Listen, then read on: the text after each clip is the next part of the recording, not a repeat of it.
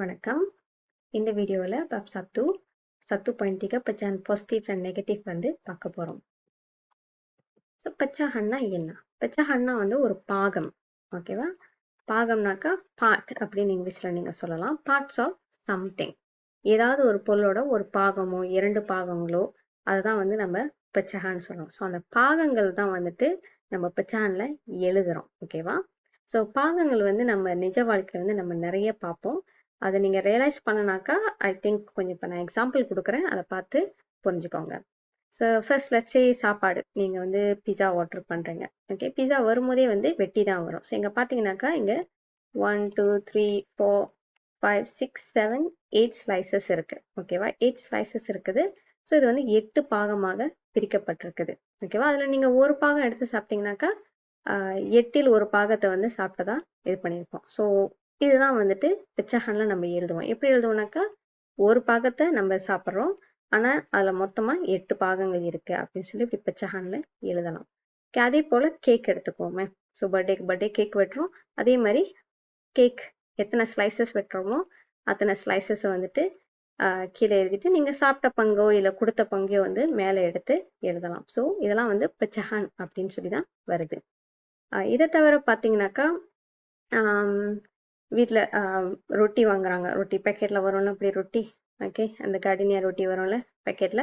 So பேக்கெட்டில் அதில் வந்து ஸ்லைசஸ் நிறையா இருக்கும். ஸோ அந்த ஸ்லைசஸ்லாம் வந்துட்டு லட்சே நீங்கள் மொத்தமாக 20 ஸ்லைசஸ் இருக்குது, அதில் நீங்கள் 4 ஸ்லைஸ் சாப்பிட்டுட்டீங்க அப்படின்றத வந்து பிச்சாகனில் எழுதலாம். ஓகேவா? ஸோ பார்ட்ஸ் ஆஃப் சம்திங், இதுதான் அந்த சம்திங். இந்த சம்திங்கில் நீங்கள் எத்தனை பார்ட் எடுத்துக்கிட்டீங்க அப்படின்றது இந்த கணக்கில் வரும். ஓகே, நம்ம எடுத்துக்கிட்டதுல மேபி கொடுத்ததா இருக்கலாம், தொலைஞ்சதா இருக்கலாம், எது வேணாலும் இருக்கலாம். பட் அதில் இருக்கிற பாகங்களை தான் வந்து பிச்சஹான்னு சொல்லுவோம். அதே நேரத்தில் இந்த பாகங்களை வந்துட்டு முக்கியமான ஒரு விஷயம் நீங்கள் பார்த்தீங்கன்னாக்கா அந்த பார்ட்ஸ் வந்து சேம் சைஸாக இருக்கணும். ஓகேவா? ஒன்று பெருசு ஒன்று சின்னது அப்படிலாம் நம்ம வரைய முடியாது. இது சேம் சைஸாக இருக்கணும். அப்போ தான் வந்து நம்ம பிச்சஹான் எழுதும் போது அது சுலபமாக இருக்கும். வேற பாகங்கள் பார்த்தோம்னாக்கா லட்சி இந்த முட்டாய் அப்படின்னு வச்சுக்கோமே. ஸோ இந்த முட்டையில பாருங்க நிறைய கலர்ஸ் இருக்குது. ஸோ லட்சி இது வந்துட்டு ஒரு மொத்தம் 40 ஸ்கிட்டர்ஸ் இருக்குன்னு வச்சுக்கோங்க. அதில் ஆரஞ்சு கலர் பார்த்தீங்கன்னா 1 2 3 4 5 6 7 இருக்கு. ஸோ 7 ஆரஞ்சு வந்து 7 வந்து ஆரஞ்சு கலரில் இருக்கு அவுட் ஆஃப் 40 அப்படின்னு சொல்லலாம். அதே மாதிரி மேபி எல்லோ கலர் வந்து லட்சி 12 இருக்கு. ஸோ நான் கவுண்ட் பண்ணலை, நான் சும்மா சொல்கிறேன். ஸோ அதில் வந்துட்டு 12 அப்படின்னு சொல்லி நம்ம கவுண்டிங் இது பண்ணிக்கலாம். ஸோ இந்த மாதிரி பாகங்கள் வந்துட்டு நம்ம எதுலலாம் பார்க்குறோமோ அதெல்லாம் வந்து நம்மளுக்கு தெரியும். ஓகே, வேற பாகங்கள் பாருங்களேன். நம்ம ரெஸ்டாரண்ட்டுக்கு போகிறோம், லட்சே ஒரு 3 பேர் இதை சேர்ந்து சாப்பிட்றாங்க இந்த மெனுவில் உள்ள ஐட்டம்ஸ் எல்லாம். ஸோ அவங்க சாப்பிட்ட சாப்பாடுக்குலாம் அவங்க வந்து தனித்தனியாக காசு கட்டுறாங்கன்னு போகும்போது இங்கே பாருங்க டேக்ஸ் இருக்கு. ஓகே, டேக்ஸ்ன்றது வந்து ஒன்றா சேர்த்துருக்காங்க. So 51.25 tax. ஸோ இதை என்ன பண்ண போகிறோம், 3ஆக பிரிக்க போகிறோம். 3 பாகங்களாக பிரித்து ஓகே ஒரு ஆளும் வந்துட்டு நீங்கள் இவ்வளோ கட்டணும் அப்படின்னு சொல்கிறது. ஸோ இந்த 51 வெள்ளியில் 3 பாகங்களா பிரிச்சா ஒரு ஆளுக்கு 1/3 பாகம் வந்து கிடைக்கும். ஸோ 3இல் ஒரு பாகம் வந்துட்டு ஒரு ஆள் எடுத்து அதை வந்து அவங்க கட்டணும். ஓகே, அதே மாதிரி உங்க வீட்டில் நிறைய பெட்ஸ் இருக்கு. அந்த பெட்ஸ்ல வந்து எப்படி பாகங்களை பிரிப்பீங்க? பாகம்னாக்கா பூனையை பாதியா வெட்டி கட் பண்றதுலாம் பாகம் இல்லை. ஒரு குரூப்பா இருக்கிறதுல வந்துட்டு நம்ம பாகத்தை பிரிக்கிறோம். லட்சே எங்க வீட்டில் 5 பெட்ஸ் இருக்கு. அதுல வந்து ஒரே ஒரு முயல். ஓகே, அந்த மாதிரி. ஸோ இப்படியும் பாகங்களை எழுதலாம். கடைசியாக ஸ்டூடெண்ட்ஸாக இருக்கிற நம்ம வந்துட்டு பாருங்க ரிசல்ட்ஸ் வருதுல, உங்களுக்கு மார்க்ஸ் வருதுல. லட்சே 10 கேள்வி வந்து 6 கேள்வி நீங்கள் சரியாக செஞ்சிருக்கீங்க, அதனால 10இல் 6 அப்படின்னு சொல்லி மார்க்ஸும் வந்து கொடுக்குறாங்க. அது 100ஆக கூட இருக்கலாம். 100ல் வந்துட்டு லட்சே 55 மார்க்ஸ் உங்களுக்கு கிடைச்சிருக்கு. ஸோ இதுவும் வந்துட்டு ஒரு வகையில் ஒரு பிச்சஹான் தான். ஓகேவா? ஸோ பிச்சஹான்னா என்ன அப்படின்னு சொல்லி புரிஞ்சிருக்கும்னு நினைக்கிறேன். ஓகே, அடுத்து வந்துட்டு பிச்சஹான் இன்னும் கொஞ்சம் டீப்பாக பார்ப்போம். ஸோ இது வந்து உள்ள ஒரு பீஸாவோ ஒரு கேக்கோன்னு வச்சுக்கோங்களேன். ஸோ முழுமையாக வந்து உங்களுக்கு கொடுக்கப்பட்டுச்சுன்னா அது ஹோல் பீஸா. லட்சே எல்லாமே வந்துட்டு நீங்கள் சாப்பிட்டீங்கன்னாக்கா நீங்கள் ஹோல் பீஸாவை சாப்பிட்ருக்கீங்கன்னு அர்த்தம். ஒரு முழு பீஸாவை சொந்தமாக சாப்பிட்ருக்கீங்க. அதை வந்து நம்ம 1 அப்படின்னு சொல்லி எழுதிக்கலாம். ஸோ இது வந்து பிச்சஹான்ல, ஏன்னா நீங்கள் வந்துட்டு முழு எண்ணெய் வந்து எடுத்து எழுதுறீங்க, அது பக்கத்தில் எதுவுமே இல்லை பாருங்களேன். அதே பிச்சஹான்ல எழுதணும்னாக்கா நம்ம என்ன பண்ணுவோம், பிச்சஹான்னாக்கா மேலே ஒரு நம்பர் இருக்கணும், கீழே ஒரு நம்பர் இருக்கணும், நடுவில் ஒரு கோடு இருக்கணும். அதுதான் வந்து பிச்சஹான். ஸோ இப்படி எடுத்து எழுதலாம் பிச்சஹானை. ஒன்றில் ஒன்று அப்படின்னு சொல்லிட்டு. இப்போ ஒன்றில் ஒன்றுனாக்கா அது ஒரு முழு எண். ஓகேவா? அதுவே வந்துட்டு லெட்ஸே அதே பீஸா அதை பாதியா வெட்டிடுறீங்க. பாதியா வெட்டிட்டு நீங்க பாதி மட்டும் சாப்பிட்டுருக்கீங்க. ஓகேவா? ஸோ இப்போ இந்த பச்சான் எப்படி எழுதுவோம்? 2 பாகங்களா பிரிச்சிருக்கனால அந்த 2 வந்து கீழே வரும். ஓகே, அந்த எத்தனை பாகங்கள் பிரிக்கப்பட்டதுன்னு கீழே வரும். அதுல நீங்க எடுத்த பாகமோ இல்ல கொடுத்த பாகமோ வந்துட்டு மேலே எழுதப்படும். ஸோ இது வந்துட்டு மேலே 1. ஓகேவா? ஸோ பாருங்க, இது வந்து முழு பாகம், இது வந்து பாதி. பாதியை வந்து நம்ம இப்படி எழுதுவோம், 1/2 அப்படின்னு சொல்லி எழுதுறோம். அதே பீஸா சைஸ் லெட்ஸே, ஆனா இந்த தடவை வந்து நான் 4ஆ வெட்டுறேன். 4ஆ வெட்டிட்டு நான் ஒரு பாகத்தை சாப்பிட்றேன். இதை எப்படி எழுதுவோம்? 1 2 3 4, அதனால 4 கீழே வரும். சாப்பிட்ட பாகம் மேல ஒரு பாகம். ஓகேவா? இப்போ வந்து நான் காவாசி சாப்பிட்ருக்கேன் அப்படின்னு அர்த்தம். சத்து பெரும்பட். ஓகே, மலாயில வந்துட்டு மேல உள்ள எண்ணை முதல்ல சொல்லிட்டு சத்து, இந்த லைனுக்கு வந்து நம்ம பெர் அப்படின்னு சொல்லுவோம். சத்து பெர் எம்பட். இது இந்த லைனோட பேர் இல்லை, ஆனா நம்ம சொல்லும் போது சத்து பெர் எம்பட்னாக்கா இப்படி எழுதுவோம். இது வந்து சத்து பெர் டுவ. ஓகேவா? அடுத்து பாருங்க, இதே சைஸு, ஆனா இப்ப வந்து பாகங்கள் வந்து 8 பாகங்கள் இருக்கிறது. ஓகேவா? 8 பாகம் இருக்கு. இதுல வந்து நான் ஒரு ஸ்லைஸ் சாப்பிட்றேன். ஸோ ஒரு பாகம். ஓகேவா? ஸோ இப்படி வந்து சைஸ் வந்துட்டு மாறுபட்டுக்கிட்டே இருக்கும். நம்ம எவ்வளவுக்கு எவ்வளவு வந்துட்டு அதை பாகங்களா பிரிக்கிறோமோ அந்த அளவுக்கு அந்த பாகம் வந்து சின்னதாகிக்கிட்டே போகும். ஓகேவா? ஸோ இப்போ இதே சைஸு நான் இப்போ இன்னும் கூடையா பிரிச்சிருக்கேன். அதாவது நான் 16 ஸ்லைசஸா போட்டிருக்கேன். ஓகேவா? ஸோ 16 ஸ்லைஸ்ல லெட்ஸே வந்துட்டு ஒரு பாகத்தை தான் நான் சாப்பிட்றேன். ஓகேவா? ஸோ இப்போ முழு பாகத்தை சாப்பிடும்போது அது முழுசா கிடைக்கிறனால இதோட சைஸ் வந்து பெருசுன்னு அர்த்தம். அதே நான் இந்த 1/16 இருக்குல்ல, சத்து பரிணாம்ல, இதை சாப்பிட்டாக்கா எனக்கு ஒரு சின்ன ஸ்லைஸ் தான் கிடைச்சிருக்குன்னு அர்த்தம். ஓகேவா? ஸோ இது வந்து ஏன்னா சேம் சைஸ்ல இருக்கு. இது எல்லாமே ஒரே சைஸ் தான், ஆனா எவ்வளவு வந்து நம்ம எடுத்தோமோ அதுக்கேற்ற மாதிரி நம்மளுக்கு அதோட சைஸ் டிஃப்ரென்ஸ் நம்மளுக்கு கிடைக்குது. அந்த மேலே கிடைக்கிற இந்த நம்பர் வந்துட்டு சின்னதா இருந்துச்சுனாக்கா உங்களுக்கு சின்னதா கிடைச்சிருக்குன்னு அர்த்தம். ஓகேவா? இதுவே வந்துட்டு இப்போ நான் கொஞ்சம் எக்ஸ்ட்ராவா இது பண்றேன். லெட்ஸ் சே ஒரு இங்க இந்த இது பார்ப்போம். ஓகே, வந்து ஒரு ஸ்லைஸ் தான் சாப்பிட்டேன். இப்போ வந்து நான் 2 ஸ்லைஸ் சாப்பிட்றேன். ஓகே, 2 ஸ்லைஸ் சாப்பிட்டேன்னா மேலே வந்து 2 போட்டு கீழே மொத்தமா இருக்கிற 4 ஸ்லைஸ் சாப்பிடுவோம். இப்போ இது 1 விட இந்த 2 வந்து அதிகமாக இருக்கு. அதை நம்ம இந்த டயக்ராம்ல பார்த்தாலே தெரியும், இந்த படத்துல பார்த்தாலே தெரியுது. 1 வந்து இந்த 2 ஸ்லைஸை விட சின்னதா இருக்கு. ஸோ 2 ஸ்லைஸ் வந்து பெரிய ஸ்லைஸ் அப்படின்னு சொல்லிட்டு. அதுவே நீங்க வந்து இங்க பாருங்களேன், இப்போ இதுவும் சேமா இருக்குதா?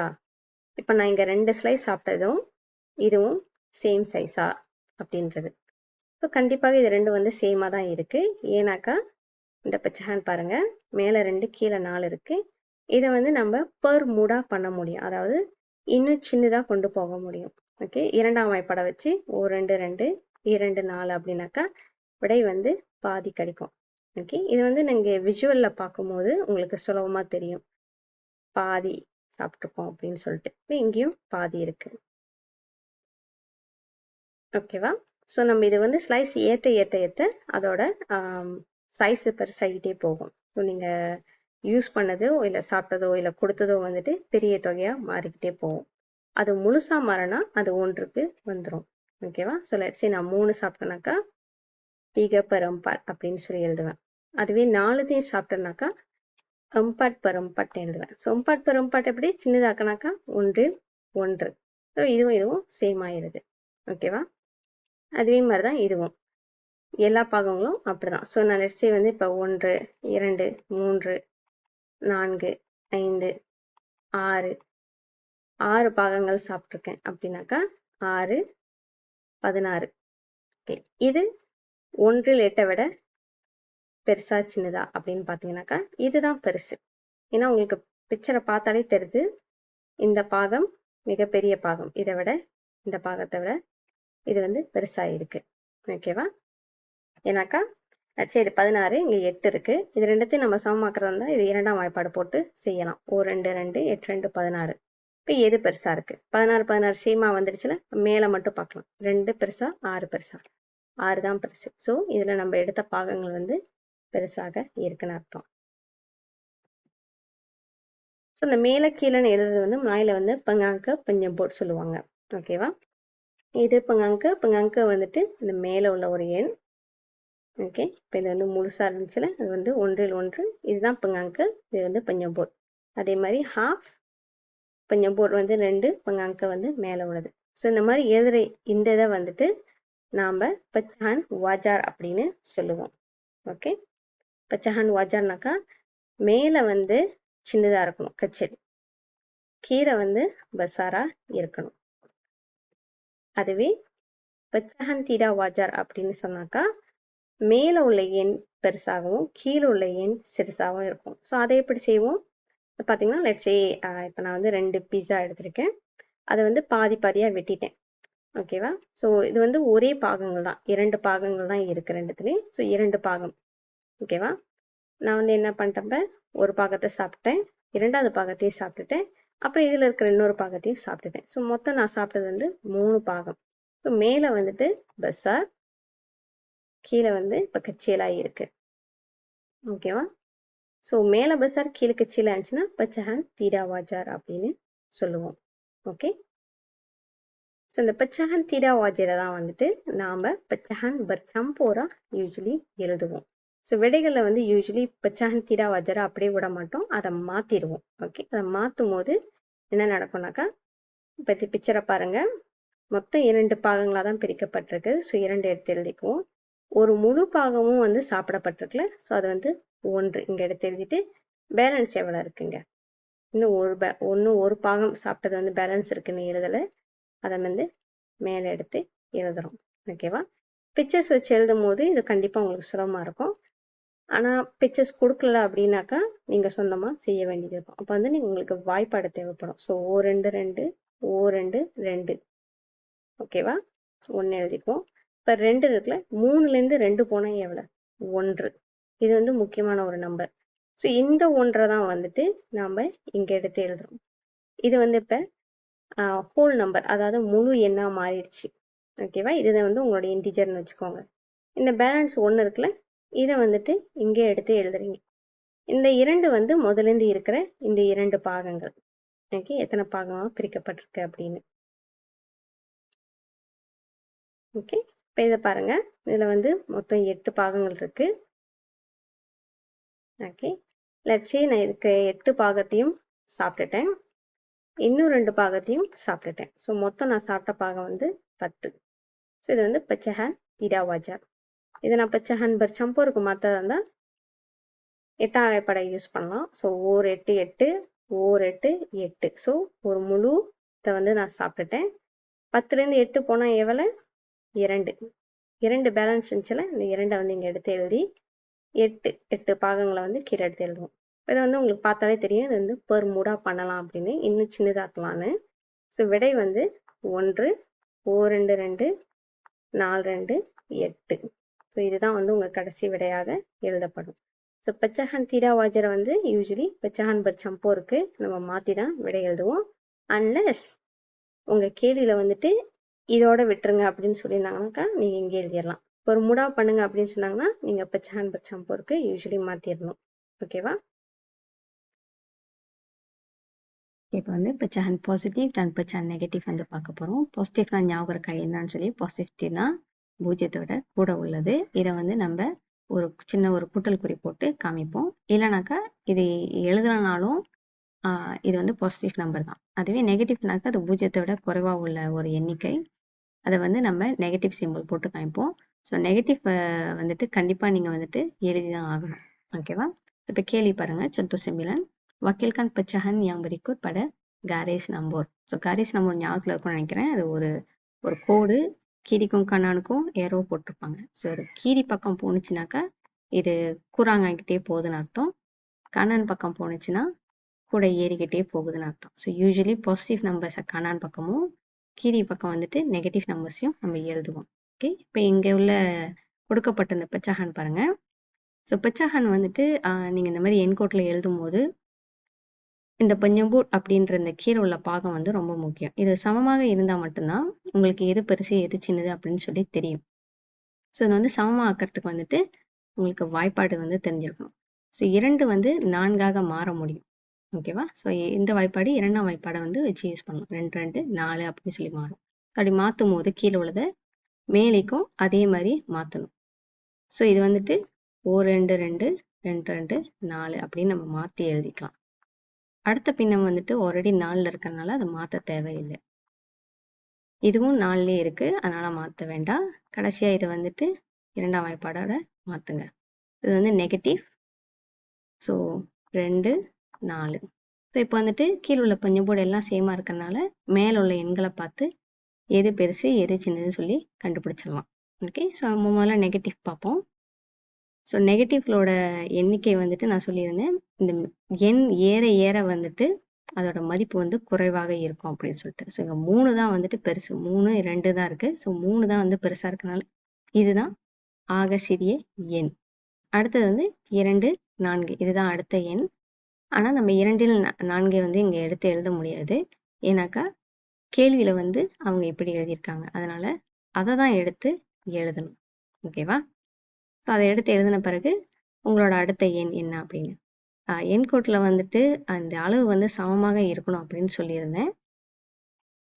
அதோட மதிப்பும் வந்து அதே மாதிரி தான் இருக்கணும். ஸோ இங்கே வந்து 1 1ஆக இறங்கிட்டு போகுது. 3லேருந்து 2 போகுது, 2லேருந்து 1 போகணும், அப்புறம் 0 வரணும், அதுக்கப்புறம் மறுபடியும் எண் ஏறும். ஸோ அடுத்து வர்றது வந்து பாசிட்டிவ் நம்பர்ஸ். பாருங்கள், பாசிட்டிவ் வந்து இங்கே உள்ள 2 வந்து பெரிய எண், 1 வந்து குறைவான எண். ஸோ நம்ம வந்துட்டு இந்த 1 இந்த கால் பாக்கத்தை எடுத்து எழுதுறோம். அடுத்தது வந்துட்டு 2ல் 4 எடுத்து எழுதணும், ஆனால் இந்த இதை தான் எடுத்து எழுதுறோம், அரை அப்படின்னு சொல்லிட்டு. ஸோ இதுதான் வந்து உங்களோட விடை. ஸோ இந்த நடுவில் 2 விட்டுருக்கோம்ல, அதுக்கு காரணம் என்னன்னாக்கா இங்கே சப்போஸ் இது ஞாபகத்தில் வச்சுக்கோங்க, இது வந்து 2ல் 4. ஓகே, 3 2, அதுக்கப்புறம் வரது வந்து சப்போஸ் 1 4ன்னு வரணும், ஏன்னா அது சமமாக குறைந்து கொண்டே போகுது. நெகட்டிவ் 1 வந்துருச்சுனாக்கா அடுத்தது வந்து 0 தான் வரும். 0த்தை வந்து பின்னத்தில் எழுத முடியாது, வெறும் 0 தான் எழுதணும். ஸோ இது எழுதப்படாதனால நம்ம இந்த இடத்த வந்து காலியாக வச்சிருக்கோம், அவ்வளவுதான். இப்போ அடுத்த சொந்தோ பார்ப்போம். இப்போ வந்து பண்டிங் தென் சுசும் pecahan berikut mengikut tertib menaikன்னு சொல்லியிருக்காங்க. ஸோ இதில் வந்து garis நம்பர் கேட்கல, ஜஸ்ட் tertib menaikல எழுதுங்க அப்படின்னு சொல்லியிருக்காங்க. So tertib menaikனாக்கா dari nombor kecil ke nombor besar. சரியா? அதாவது நெகட்டிவ் நம்பர் இருந்துச்சுன்னா நெகட்டிவ் நம்பர்லேருந்து நீங்கள் பாசிட்டிவ் நம்பருக்கு எழுதணும். ஸோ இங்கே உள்ள பெச்சாகன்லாம் பாருங்கள். ஸோ இதில் நெகட்டிவும் இருக்குது பாசிட்டிவும் இருக்குது. ஆனால் போலவே கீழே உள்ள பஞ்சம்போட் பாருங்கள், இந்த கீழே உள்ள எண் இது வந்து மாறுபட்டு இருக்கு. 8 இருக்கு, 2 இருக்கு, 4 இருக்கு. அதனால வந்து இதை சமமாக்கணும். ஸோ சமமாக்கணும்னாக்கா எந்த வாய்ப்பாடு போட்டாக்கா எல்லாம் சமமாகும் அப்படின்னு சொல்லி நீங்கள் கொஞ்சம் யோசிக்கணும். ஸோ இதில் பெரிய எண் வந்து 8, கரெக்டா? இப்போ 4 8ஆக மாற வாய்ப்பு இருக்கா?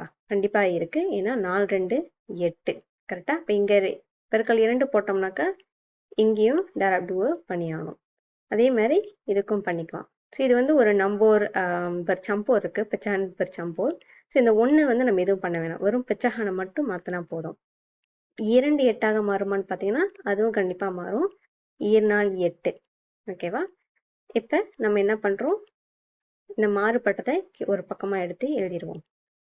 ஸோ நெகட்டிவ் பாசிட்டிவ் வந்து கரெக்டாக பார்த்து எழுதிக்கோங்க. இது நெகட்டிவ் 2 6 4 2 8. அடுத்து நெகட்டிவ் 1 darah 2 2 4 2 8. 1 4 4 2 4 8. அடுத்த ரெண்டுத்தையும் வந்து நம்ம எதுவும் மாற்றலை, ஏன்னா அது ஆல்ரெடி அந்த பஞ்சபோர்ட் 8ல் இருக்குது. ஸோ அதை அப்படியே எடுத்து எழுதுறோம். இப்போ வந்து இது எது சின்னதாக இருக்குது எது பெருசாக இருக்குன்னு சொல்லி பார்ப்போம். ஸோ ஃபர்ஸ்ட் வந்து நம்ம பாசிட்டிவ் நம்பரை பார்த்துருவோமே. பாசிட்டிவ் நம்பர் வந்துட்டு இங்கே 1 இருக்குது, நெகட்டிவ் நெகட்டிவ், இங்கே ஒரு positive, negative negative. So 2 negative 2 positive தான் இருக்குது பாருங்களேன்.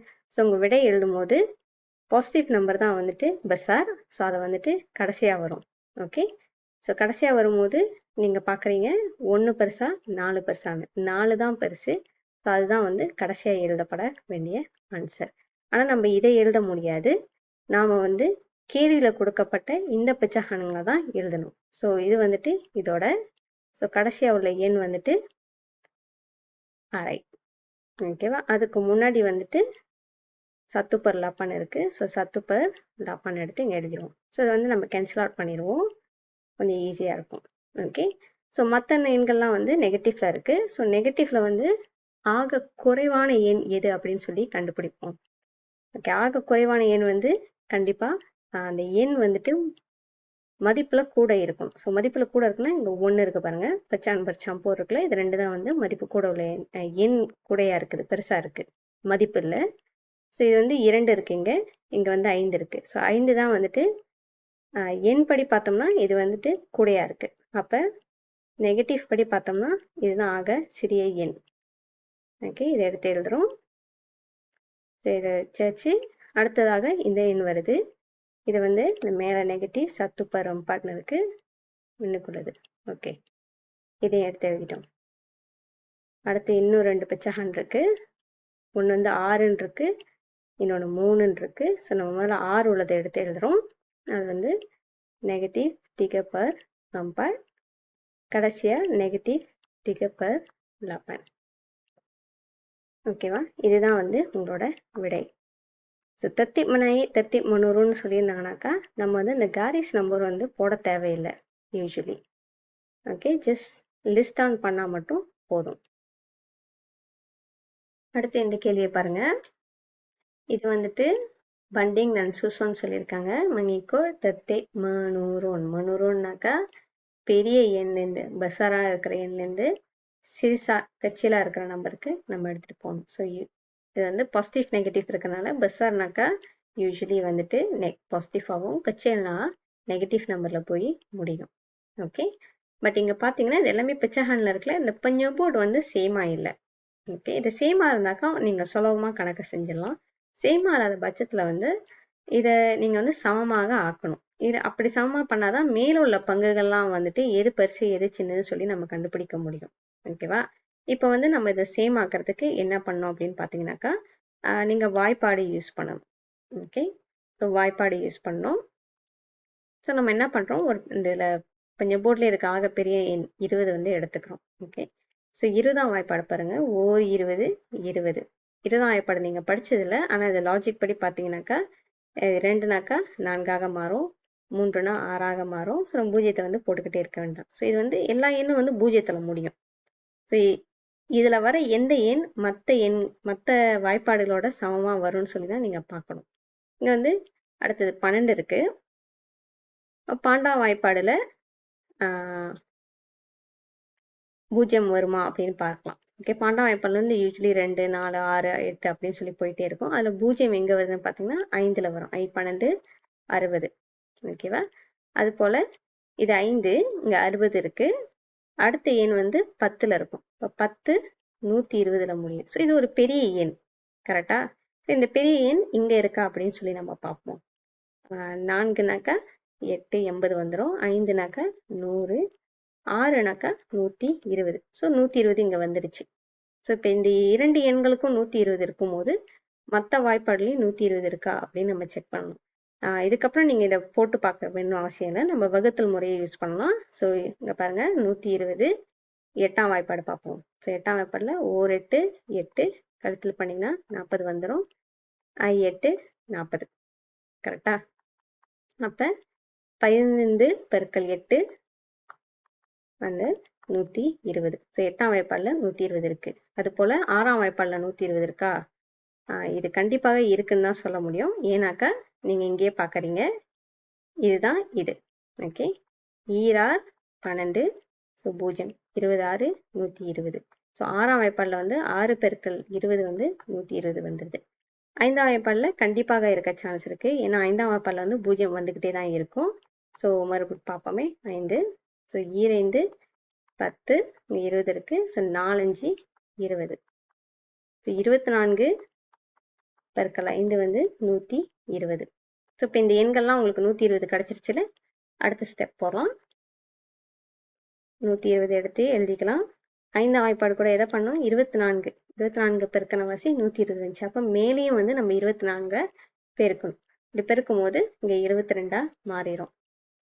அடுத்தது 20 கூட 6 பெருக்கணும். இப்போ மேலேயும் 6 பெருக்கணும். ஸோ கீழே எந்த எண் பெருக்கிறோமோ அதே மாதிரி மேலேயும் அதை வந்து செஞ்சிடணும். இது வந்து நெகட்டிவ்ல இருக்கு. ஸோ 7 42.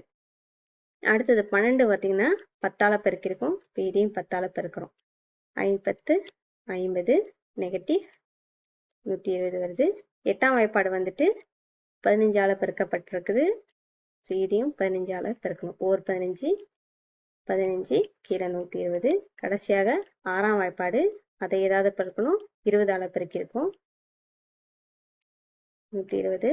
ஸோ மேலேயும் 20ஆல பெருக்கினீங்கனாக்கா 2 10, பின்னாடி ஒரு பூஜ்ஜியத்தை தம்பா பண்ணிக்கிறீங்க. இப்போ 100 கீழே 120 வந்துடுச்சு.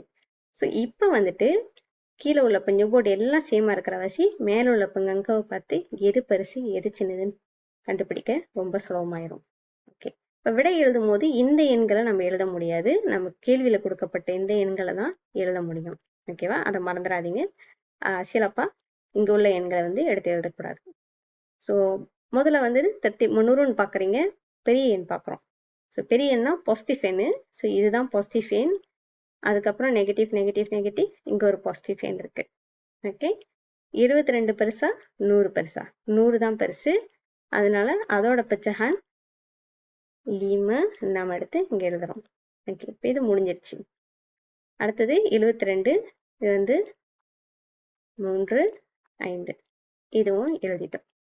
நடுவில் இருக்கிற நெகட்டிவ் எல்லாம் வந்து இதுக்கு அப்புறமா வர எண்கள். ஸோ நெகட்டிவ்ல வந்து ஞாபகத்தில் இருக்கணும், சிறிய எண் தான் வந்து அதுக்கு வேல்யூ அதிகம், பெரிய எண் வந்து அதுக்கு வேல்யூ குறைவு. ஸோ பெரிய எண்ணை தான் வந்து நம்ம கடைசியாக எடுத்து எழுதணும். ஸோ இதில் வந்து இந்த 3 எண்களில் வந்து நெகட்டிவ் 50க்கு தான் நம்பர் தான் கூடையா இருக்கு. ஸோ இதுதான் வந்து வேல்யூ குறைவா உள்ளது. ஸோ அதை தான் வந்து நம்போரியாம் கெச்சேல் அப்படின்னு நம்ம எழுதுறோம். நெகட்டிவ் லிமப்ளோ மன்னிக்கணும், நெகட்டிவ் லிமப்போல வராது. நம்ம வந்து சோலான் நூலை தான் எடுத்து எழுதணும். அதாவது நெகட்டிவ் லீம பெர் டோப்ளாஸ். ஓகே, இப்போ இதையும் எடுத்து எழுதியாச்சு. இங்கே இருக்கிற 2 எண்களில் 15 42. ஸோ 42 இங்கேயும் 15 இங்கேயும் வரணும். ஓகே, ஸோ நெகட்டிவ் 1 per 8, கடைசியாக நெகட்டிவ் 7 per 20. ஸோ இதுதான் வந்து 300ல இருக்குது. ஓகேவா, இப்போ அடுத்த கேள்வியை பார்ப்போம். பியில் பி பாருங்க, 2 9 12 18 இருக்கு. ஓகே, இல்லை பெரிய எண் வந்து 18. ஸோ இந்த 18ல் உள்ள வாய்ப்பாட்டில் உள்ள ஏதாவது ஒரு நம்பர் மற்ற எண்களுக்கு வந்து வருதான்னு சொல்லி தான் நம்ம கண்டுபிடிக்க போகிறோம். ஸோ ஓர் 18 18, ஈர் 18 36. 18ஆம் வாய்ப்பாடு தெரியலனாக்கா நீங்கள் கால்குலேட்டரை யூஸ் பண்ணி செய்யலாம். ஸோ செய்யும் போது 36 வருதுல. உங்களுக்கு வாய்ப்பாடு 12ஆம் வாய்ப்பாடு 9ஆம் வாய்ப்பாடு தெரிஞ்சுனாக்கா உங்களுக்கு டக்குன்னு அந்த இது வரும். 36 வந்து 12ஆம் வாய்ப்பாடில் இருக்கு அப்படின்னு. எத்தனாவதுல இருக்குது? ஓர் 12 12, மூ 12 36, இது வந்துருச்சு 3வது இதுல. அதே போல 9ஆம் வாய்ப்பாடில் ஓர் 9 9, 4 9 36 வந்துருச்சு. ஓகேவா, 2ஆம் வாய்ப்பாடில் 36 கண்டிப்பா இருக்கும். ஏன்னா 2 வந்து 2 4 6 அப்படின்னு சொல்லி தான் முடியும். ஸோ அது வந்து 2ஆம் வாய்ப்பாடு. என்ன எண் அப்படின்னு நம்மளுக்கு தெரியாத வாசி நம்ம என்ன பண்ணலாம், 36 உள்ள வச்சு 2 வெளில வச்சு நீங்க பாக்கி பண்ணணும். இது ஒரு வழி. ஆனா காமன் சென்ஸ் யூஸ் பண்ணுங்க. மறுபடியும் ஈர் 18 36 வரும்போது 2 இருக்குல்ல, 2 18ஆல பெருக்கினா 36 வந்துடும். ஓகேவா, ஸோ நீங்க அதை செஞ்சு பார்க்கணும்னு அவசியம் இல்லை. இங்கேயே உங்களுக்கு வந்து விடை கிடைச்சி நீங்க செஞ்சாலும் அந்த விடை தான் கிடைக்கும். ஓகே, 8 2 16. ஓகே, அதே விடை தான். ஆனால் நீங்கள் செய்யணும்னு அவசியம் இல்லை, ஏன்னா நீங்கள் கண்டுபிடிச்சிட்டீங்க. ஓகே, இப்போ வந்து நம்ம என்ன பண்ணுறோம், போல் கீழே இந்த பஞ்சம்போர்டு எல்லாத்தையும் சமமாக எழுதுறோம். அதாவது 36க்கு எழுதுறோம். இது வந்து நெகட்டிவ்ல இருக்கு. ஓர் 18 18. அடுத்த எண் பாருங்க, 9ஆம் வாய்ப்பாடு இது. 9 4 36. அதனால 4 2 8, கீழே 36. அடுத்த எண்ணும் 9ல தான் இருக்கு. ஸோ இதையும் 4ஆல பெருக்கிக்கிறோம். இது நெகட்டிவ் எண். 5 நாள் 20, 9 நாள் 36. இங்க 12 பெருக்கல் 3 பண்றோம். 7 3 21, 12 3 36. அடுத்தது 18 வந்துட்டு 2ஆல பெருக்கிறோம். 7 2 14. கடைசியா 11 2 வந்துட்டு 22. இப்போ பஞ்சம்போர்டு எல்லாம் சேம் ஆயிடுச்சு. ஸோ இப்போ இங்கே அங்கவை பார்த்து கச்சி பசார்னு பார்க்குறோம். ஓகே, கச்சி பசார் பார்க்கறதுக்கு முன்னாடி எது பசார், அதாவது பாசிட்டிவ் நம்பர்ஸ்னு சொல்லி பார்க்குறோம். பாசிட்டிவ் நம்பர் பார்த்தீங்கன்னாக்கா இது பாசிட்டிவ், கடைசியா உள்ள இதுவும் பாசிட்டிவ். ஸோ இது ரெண்டுல வந்து எது பெரிய எண் அப்படின்னா பார்க்கறோம். 22 பெருசா 8 பெருசா? 22 தான் பெருசு. அதனால முதல்ல 18 18ல் 11 எடுத்து எழுதுறோம். அடுத்தது இந்த நம்பர் எடுத்து எழுதுறோம். ஓகே, ஸோ இது ரெண்டும் முடிஞ்சிருச்சு. நடுவில் உள்ள நெகட்டிவ் நம்பர்ஸ்லாம் பார்ப்போமே. ஓகே, நெகட்டிவ் நம்பர்ஸ் பாருங்க. ஆக சிறிய எண் தான் பெரிய வேல்யூ. ஸோ அதை சிறிய எண் பார்த்தீங்கன்னாக்கா 18 20 21 14. ஸோ 14 தான் சிறிய எண். அது வந்து இந்த பின்னம் நெகட்டிவ் 7 கீழே 18. அடுத்தது 14க்கு அப்புறம் 18 வருது. இது வந்து நெகட்டிவ் 10/12. அடுத்தது 20 21 பார்த்தா 20 தான் சிறுசு. அதனால இந்த பின்னத்தை எடுத்து எழுதுறோம். நெகட்டிவ் 5/9. கடைசியாக நெகட்டிவ் 7/12. இதுதான் வந்து உங்களோட விடை. இப்போ எப்படி தர்த்தீப் மனூரோன்னு செய்யணும்னு சொல்லி புரிஞ்சிருக்கும்னு நினைக்கிறேன். தர்த்தீப் மனூரோன்னாக்கா நம்ம பஸ்ஸாருக்கு நம்பர் கச்சேல். So usually positive to negative எழுதுறோம். அது போல இது வந்து தர்த்தீப் துருன். ஓகே, மனூரோன் தர்த்தீப் நை மனை அப்படின்னு போட்டதாங்கன்னா கச்சேல் டு பஸ்ஸார். ஓகே, நெகட்டிவ்லேருந்து பாசிட்டிவ் எழுதுங்க. அவ்வளோதான் இந்த கேள்விகள். இந்த வீடியோவுக்கு இவ்வளோ தான். இப்போ சேனலில் மற்ற கேள்விகள் எல்லாத்தையும் பார்ட் 2 வீடியோவில் பார்ப்போம். நன்றி.